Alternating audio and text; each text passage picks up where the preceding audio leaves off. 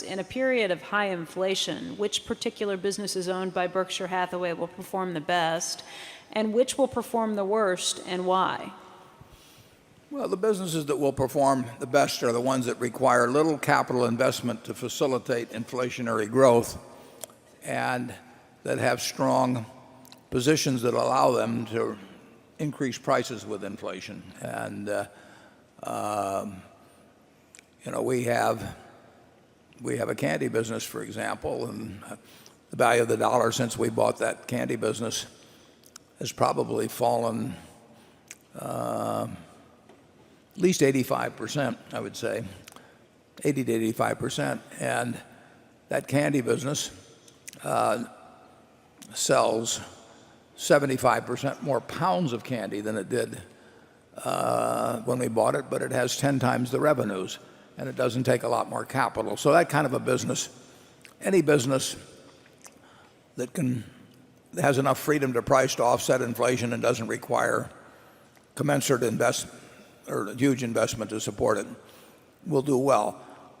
Businesses like our utilities, which get, in effect, a bond-like return, but require, if you're going to build a generating plant, it costs twice as much per kilowatt hour of capacity, and all you're going to get is a fixed return, and yields on bonds go up, perhaps dramatically if you get high inflation, is not going to do that well in an inflationary period, just because it has certain aspects of a bond-like investment, and bonds generally are not going to do well in inflation.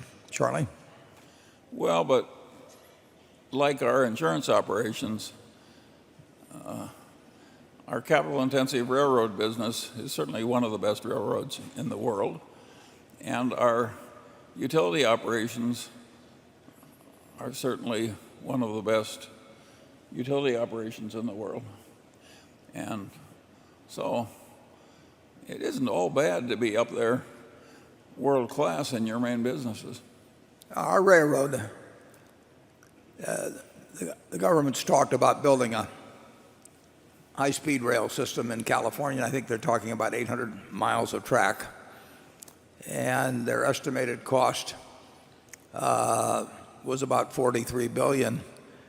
And estimated costs on constructions of things like that go up dramatically, much more often than they get reduced even by a minor amount. And of course, we paid $43 billion, counting debt assumed, for a rail system which has 22,000 miles of main track and 6,000 plus locomotives and 13,000 bridges if you ever want to buy a bridge. So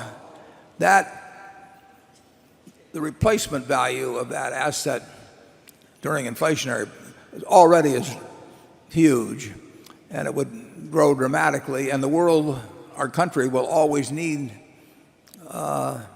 rail transportation. So it is a terrific asset to own. I'll just leave it at that.